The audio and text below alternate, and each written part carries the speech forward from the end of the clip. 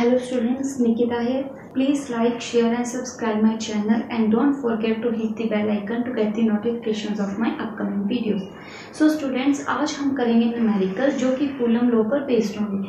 तो सबसे पहले जिन स्टूडेंट्स ने पहले वाली video that is Coulomb's law in vector form नहीं देखी है, सबसे पहले वो वाली वीडियो जाके देखें और फिर न्यूमेरिकल्स ट्राई करें। So let's start. सो पहला न्यूमेरिकल है consider three charges q1, q2, q3 each equal to q at three vertices of equilateral triangle of side L.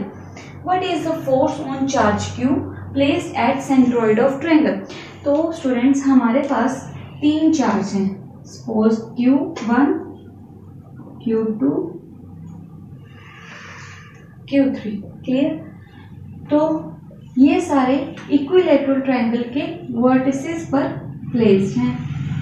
Okay, ये मैं ए वर्टिसेस बी एंड सी। तो ये चार्ज है मेरा Q1 जो कि Q के इक्वल है, ये चार्ज है मेरा Q2 जो कि Q के इक्वल है, ये चार्ज है मेरा Q3 जो कि Q के इक्वल है। सो स्टूडेंट्स, अब मेरा एक सेंटर पर चार्ज पड़ा है दैट इज Q। मुझे फोर्स कैलकुलेट करनी है इस चार्ज के लिए due to this charge and this charge. So सबसे पहले क्या करेंगे, मैं इनको ज्वाइन कर देती हूँ। सो सबसे पहले ये जो इक्विलेटरल ट्रायंगल की लेंथ है ये दी हुई है हमें L। अब स्टूडेंट्स ध्यान से देखिए, ये भी चार्ज Q है, ये भी चार्ज Q है, दोनों सेम लाइक चार्ज है। लाइक चार्ज क्या करते हैं, एक दूसरे को रिपेल करते हैं। तो मैं रिजल्टेंट फोर्स इस तरफ मानूंगी कि इन दोनों में रिपल्शन हुई और रिजल्टेंट फोर्स इस डायरेक्शन में लगी, तो ये है force F1। Clear? So students, आगे क्या है, ये चार्ज और ये चार्ज में भी रिपल्शन होगी। ऑब्वियसली सेम चार्ज है, सेम चार्ज की वजह से रिपल्शन होगी। तो वो रिपल्शन किस डायरेक्शन में होगी, इस डायरेक्शन में मैं इसे रिजल्टेंट फोर्स मान लेती हूँ। और अब इस और इसमें भी रिपल्शन होगी क्योंकि सेम चार्ज है, तो मैंने इसको इस तरफ मान ली। Clear student? अब मुझे इन सब की वैल्यू कैलकुलेट करनी है। सबसे पहले वो कैलकुलेट करने से पहले मैं सेंट्रोइड की आपको कुछ प्रॉपर्टीज बताना चाहती हूँ कि अगर मैं यहाँ पर एक परपेंडिकुलर ड्रॉ कर दूं that is D from AD is the perpendicular on BC। अगर मैंने एक परपेंडिकुलर ड्रॉ किया AB, तो इन equilateral triangle altitude of AD is equal to √3/2 of side। Side क्या है हमारी L। I hope this step is clear. Now if I name this point as O, इसे मैंने O का नाम दे दिया कि ये चार्ज O पर प्लेस है। आगे स्टूडेंट्स, जो मेरा OAO का डिस्टेंस होगा वो क्या होगा, वो मैंने सेंट्रोइड ऑफ ट्रायंगल की प्रॉपर्टी लगाई है। जो मेरा AD है वो 2/3 रेशियो में डिवाइड है, तो यहाँ पे मैंने प्रॉपर्टी लगाई AO is equal to 2/3 of AD। तो 2/3 AD वैल्यू जो हमने ऊपर कैलकुलेट किया दैट इज √3/2 इंटू L। 2 से 2 कैंसल, √3 से इसको मैं क्या लिख सकती हूँ, √3 इंटू √3, ये कैंसल, इसकी वैल्यू मेरी आई L/√3। ये मेरी AO की वैल्यू आ गई, इसे मैं साइड पे रख लेती हूँ। AO की value L/√3, AD is √3/2 L।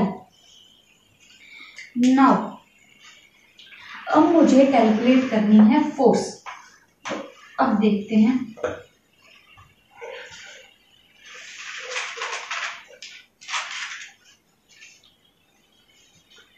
Now force will be F1 is equal to 1/4 pi epsilon naught Now I am considering this charge Q1.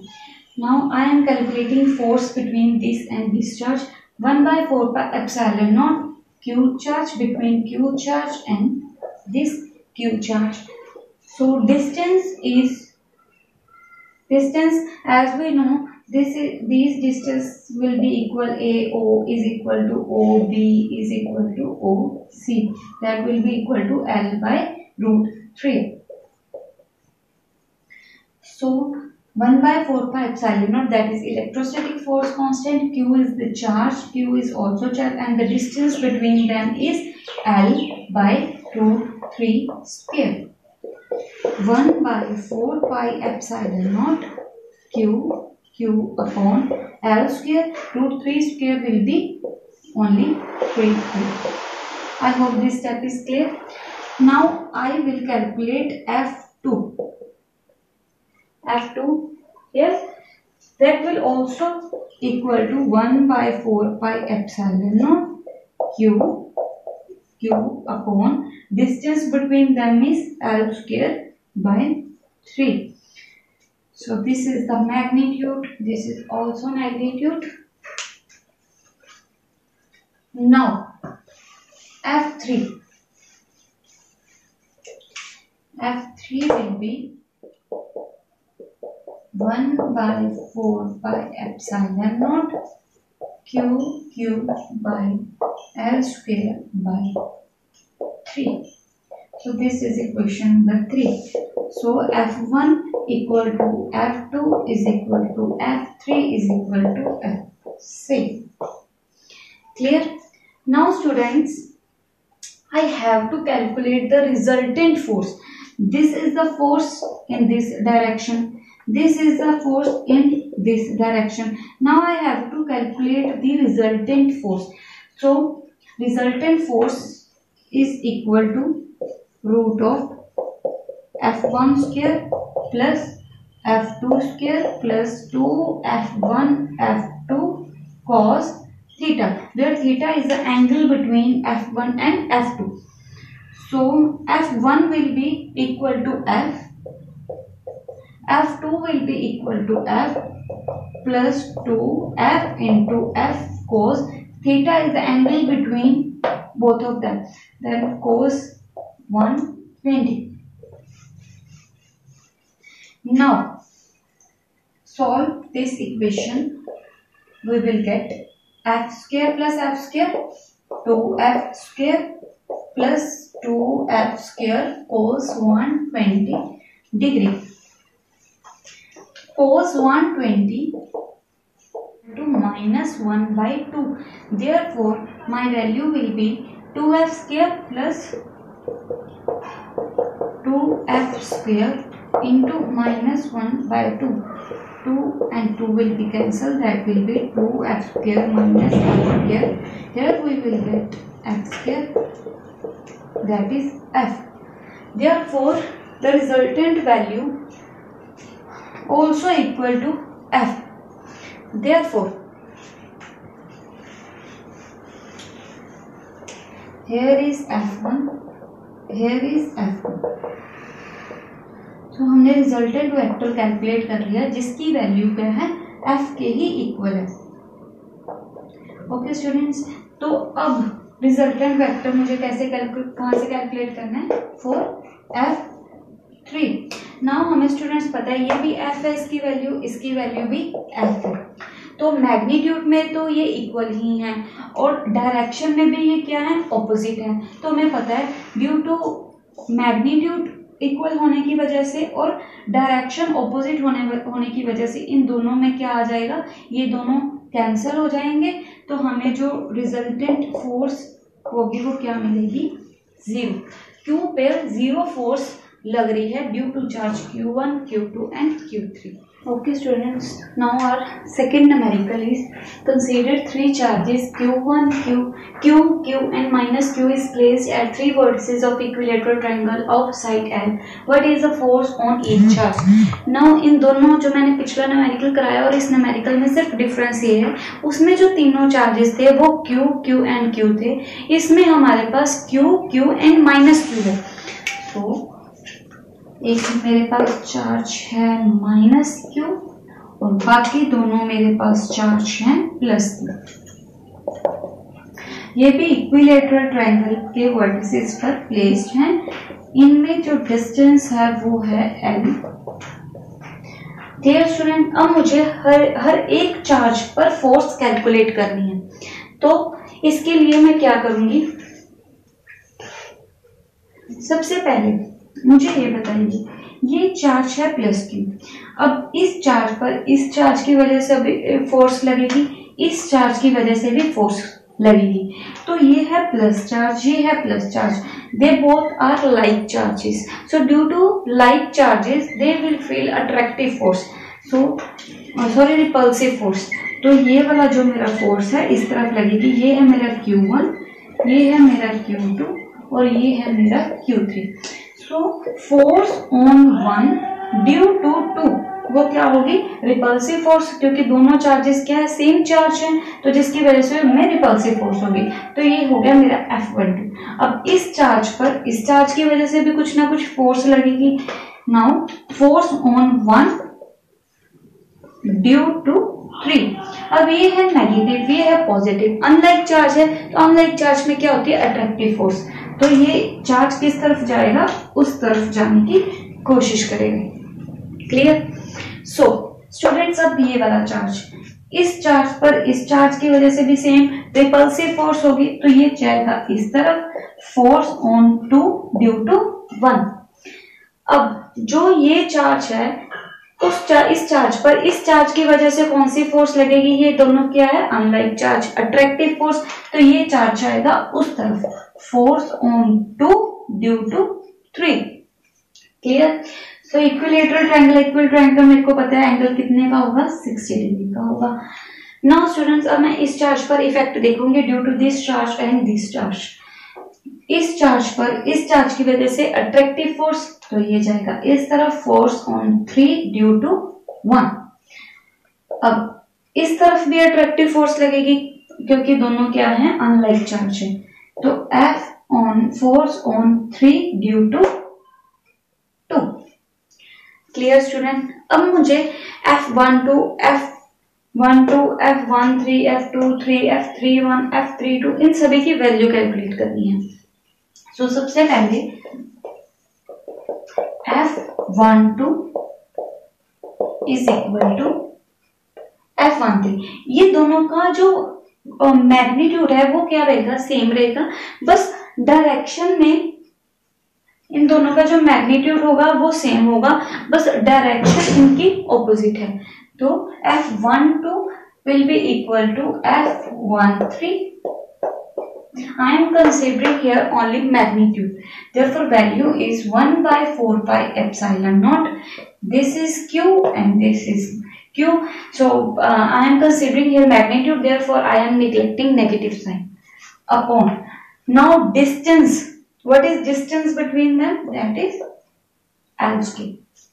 Now, I have to calculate F21 and F23. 1 by 4 pi epsilon naught Q into Q, that is Q square. Here I am doing this L square. Here F से मैंने इस value को F consider कर लिया, इसको भी F consider कर लिया क्योंकि दोनों का जो वैल्यू है वो इक्वल है। और अब मुझे कैलकुलेट करना है F31 is equal to F32 1 by 4 pi epsilon naught Q square by L square, that is F. So now I have to calculate the resultant force. So मुझे अब रिजल्टेंट फोर्स कैलकुलेट करनी होगी। सो देखो students, here F12, here F23। So students, अब क्या है, ये इस तरफ फोर्स लग रही है, ये इस तरफ फोर्स लग रही है, तो रिजल्टेंट फोर्स मैंने ले ली इस तरफ, ये इस तरफ रिजल्टेंट फोर्स ले ली मैंने इस तरफ, ये इस तरफ रिजल्टेंट फोर्स ले ली मैंने इस तरफ। तो आपको रिजल्टेंट फोर्स का फॉर्मूला तो पता ही है, जैसे कि मैंने पीछे भी बताया, रिजल्टेंट फोर्स का जो फॉर्मूला है वो होता है a square plus B square plus 2ab cos theta. That is, if we have side A here, B here, I have to calculate resultant force.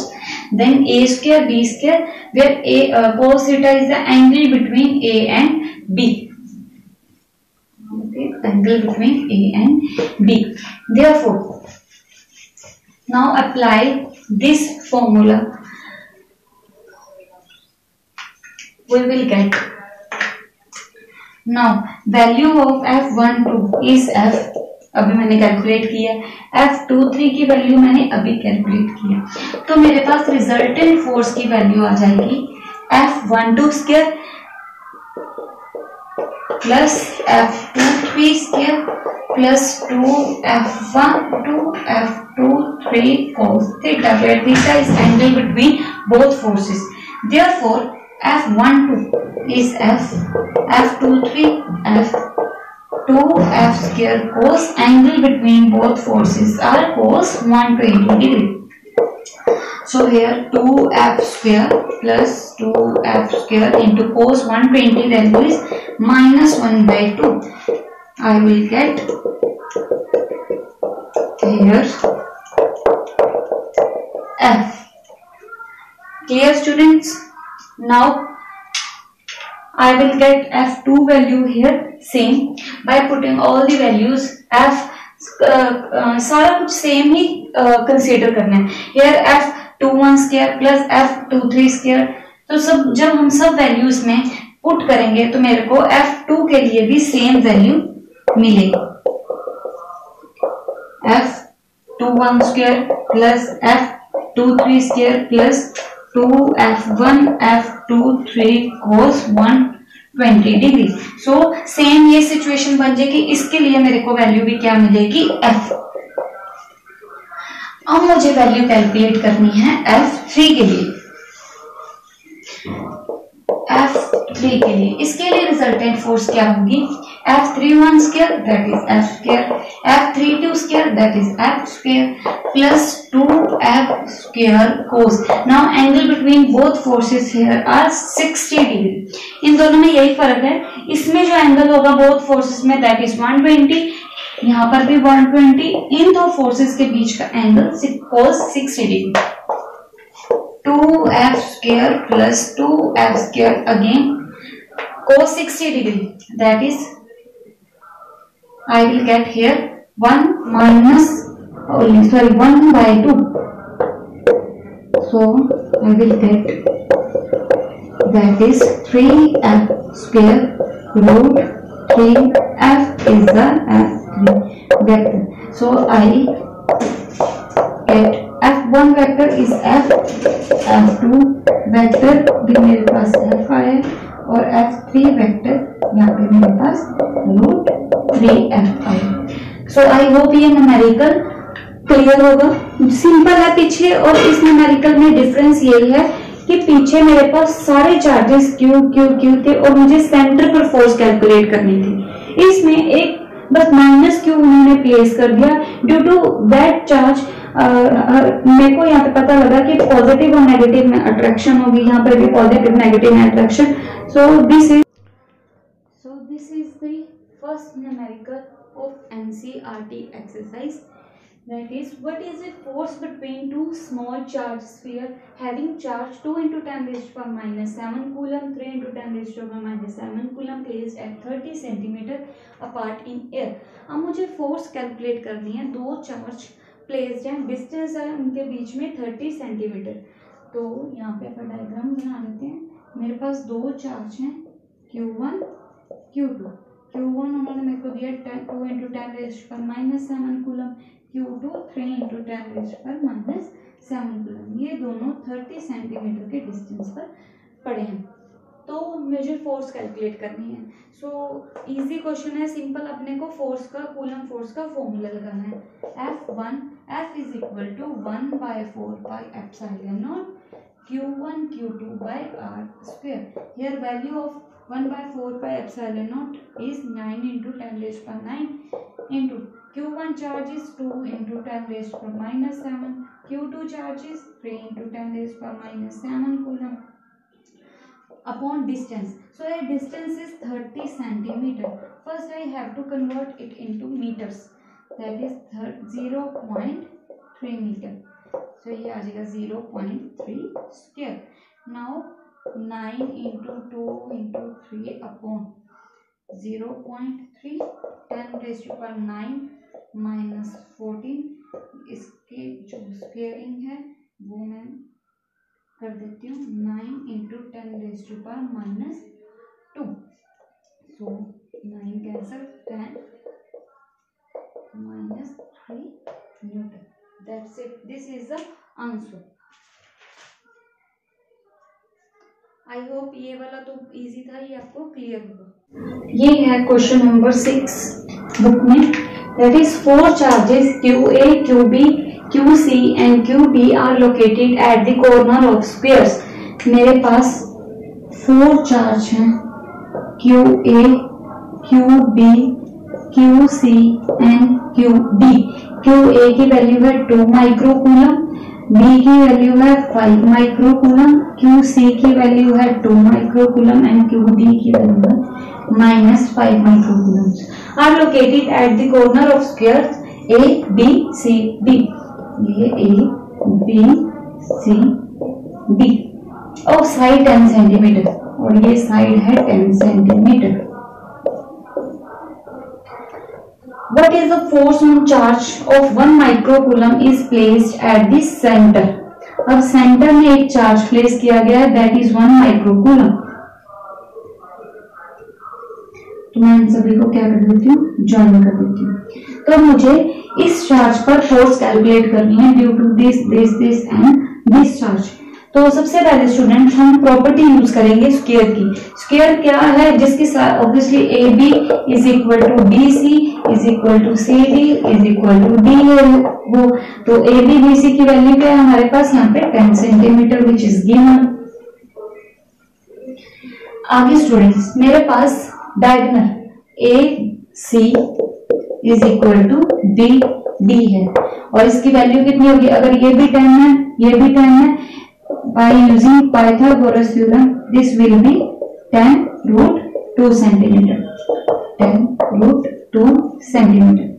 इसके बाद जो मेरे पास AO is equal to OC is equal to OB OD क्या होंगे 5√2 centimeter, just half of this diagonal।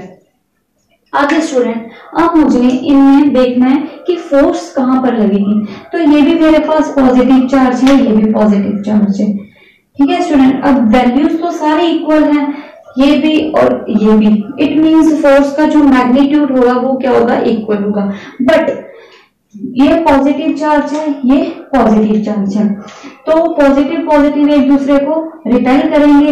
Repel करके ये जाएगा, sorry repel करेंगे तो ये इसकी ये भी पॉजिटिव चार्ज है, ये भी पॉजिटिव चार्ज है। अब इस चार्ज पर इस चार्ज की वजह से क्या होगी, रिपल्शन। रिपल्शन होने की वजह से ये जाएगा इस डायरेक्शन में।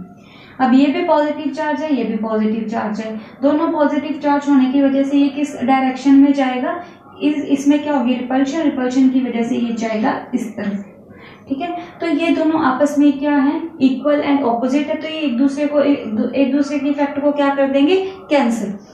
सो स्टूडेंट्स यहाँ पर अगर देखें ये चार्ज नेगेटिव, ये है पॉजिटिव। अब ये चार्ज क्या फील करेगा, अट्रैक्शन, तो ये जाएगा इसकी तरफ।